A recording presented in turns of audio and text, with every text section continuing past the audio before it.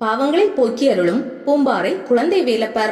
கொடைக்கானல் அழகின் ரகசியமாக அறியப்படும் பூம்பாறை கொடைக்கானல் மலையின் மீது அமைந்த அழகிய கிராமம் ஆகும். இது பச்சை போத்திய மலைகள் மற்றும் பசுமை பள்ளத்தாக்குகளால் சூழப்பட்ட பிரமிப்பூட்டுகிற அடுக்கடுக்கான நிலப்பரப்புகளை கொண்டுள்ளது.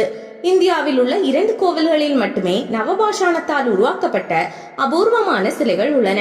அவை பழனி மலை மீதுள்ள தண்டாயுதபாணி முருகன் சிலை, பூம்பாறை மலையில் உள்ள குழந்தை வேலப்பர் முருகன் சிலை என்கிறார்கள். பழனி மற்றும் பூம்பாறை நடுவில் போகர் சித்தர் 2 நவபாஷான சிலைகளை அமைத்தார். அந்த இடம் யானை கஜம் என்று அழைக்கப்படுகிறது. பூம்பாறை முருகன் நவபாஷாணத்தால் ஆனவர் என்றும் தசபாஷாணத்தால் ஆனவர் என்றும் 2 வகையான கருத்துக்கள் கூறப்படுகிறது. கோவிலில் உள்ள கல்வெட்டுகளின்படி இந்த கோவில் சேர வம்சத்தின் அரசரால் கட்டப்பட்டது என அறியப்படுகிறது. இக்கோவிலானது பழனி முருகன் கோவிலுக்கு நேரெதிரில் அமைந்திருப்பதாக சொல்கிறார்கள். மகாபாரதத்தில் குறிப்பிட்டுள்ள பஞ்சபாண்டவர்கள் தங்களது வனவாசத்தின் ஒரு பகுதியாக பூம்பாறைக்கு வந்ததாக கூறப்படுகிறது.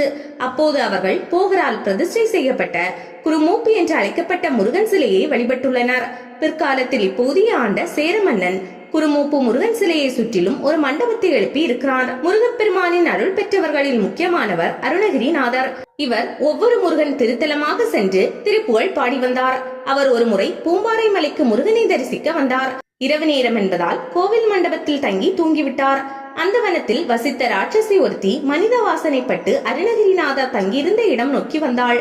அப்போது முருகப்பெருமான் குழந்தை வடிவம் கொண்டு காவி உடை அணிந்திருந்த அருணகிரிநாதர் மீது ஏறி விளையாடி கொண்டிருந்தார். அதை கண்ட ராட்சசி அது ஒரு குழந்தையும் தாயும் என்று எண்ணி அங்கிருந்து சென்று விட்டாள். மறுநாள் காலை எழுந்ததும் தன்னுடைய ஞான திருஷ்டியால் நடந்ததை அறிந்து கொண்ட அருணகிரிநாதர் இத்தல முருகப்பெருமானை குழந்தை வேலர் என்று அழைத்தார். இப்போதும் இங்குள்ள முருகன் குழந்தை வேலப்பராக அருள்பாலித்து வருகிறார். இக்கோவில் அருகிலேயே அருணகிரிநாதருக்கும் சிலையுடன் கோவில் உள்ளது. குழந்தை வேலப்பர் சுவாமி கோயிலானது 3000 ஆண்டுகள் புராண வரலாறு கொண்டது. இந்த ஆலயம் மிகவும் பழமையானது என்பதற்கு இங்குள்ள கிரந்த எழுத்துக்களும் பழங்கால சிலைகளும் தான் சான்றாக உள்ளன. இவ்வாலய இறைவனான குழந்தை வேலப்பர் மேற்கு திசை நோக்கி அருள்பாலிக்கிறார். யார் ஒருவருக்கு இந்த முருகன் தரிசனம் தர நினைக்கிறாரோ அவர் மட்டுமே இந்த ஆலயத்திற்கு சென்று வர முடியும் என்பது பக்தர்களின் நீண்ட கால நம்பிக்கையாக உள்ளது. குழந்தை வேலப்பர் கோவிலானது முகமண்டபம், மகாமண்டபம், இடைநாளிகை, கருவறை ஆகிய கூறுகளை கொண்டுள்ளது. கோவில் கருவறைக்கு எதிரில் உள்ள பிரகாரத்தில் மயில், பலிபீடம், கொடிமரம், விளக்குத்தூண் போன்றவை அமைந்துள்ளன. கருங்கல்லால் கட்டப்பட்ட கருவறையின் மேலே சுதையால் ஒற்றை நிலை விமானம் அமைக்கப்பட்டுள்ளது. விமானமானது நாற்கர வடிவிலான சிகரத்துடன் உச்சியில் உலோக கவசத்துடன் காணப்படுகிறது. கருவறையில் போகரால் நவபாஷாணத்தால் அமைக்கப்பட்ட குழந்தை வேலர் சிலை இருக்கிறது. குழந்தை வேலப்பரின் உருவமானது பழனி தண்டாயுதபாணியை ஒத்த உருவத்தில் இருப்பது தனி சிறப்பு.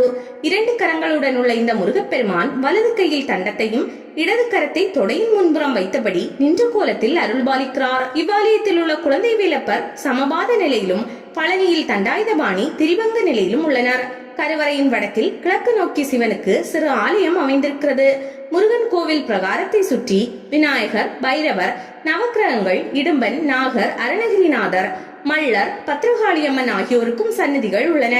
கருவறைக்கு முன்புறம் இடைநாளிகையின் வெளிப்புற சுவரில் சுவாமியுடனாய நடராசர், பிரம்மன் ஆகியோரின் திருமேனிகள் நிறுவப்பட்டுள்ளன. முருகப்பெருமானின் அருகிலேயே அருணகிரிநாதருக்கும் சிலை உள்ளது. இங்கு வந்து வழிபடுபவர்களின் பாவவினைகள் தீரும் என்பது பக்தர்களின் அசைக்க முடியாத நம்பிக்கை. இவ்வாலயத்தில் நடைபெறும் தேர் திருவிழாவின் போது முருகப்பெருமான் வீதி உலா வருவார். இங்குள்ள தேரானது இருவட தேர் ஆகும். அதாவது இந்த தேரில் முன்புறமும் பின்புறமும் வடம் பிடித்து இழுக்கும் வகையிலான அமைப்பு இருக்கும். தேர் திருவிழாவின் போது தேர் அச்சின் மீது சுமார் 25,000 தேங்காய்களை உடைக்கும் வழிபாடு கண்கொள்ளா காட்சியாகும். இந்த ஆலயம் தினமும் காலை 6 மணி முதல் இரவு 8 மணி வரை பக்தர்கள் தரிசனம் செய்வதற்காக திறந்து வைக்கப்பட்டிருக்கும். திருவிழா மற்றும் சிறப்பு விசேஷ நாட்களில் தரிசன நேரம் மாறுபடும். அமைவிடம் திண்டுக்கல்லில் இருந்து சுமார் 115 கிலோமீட்டர் தொலைவிலும், தேனியிலிருந்து சுமார் 102 கிலோமீட்டர் தூரத்திலும், கொடைக்கானலில் இருந்து சுமார் 20 கிலோமீட்டர் தொலைவிலும் பூம்பாறை கிராமம் உள்ளது.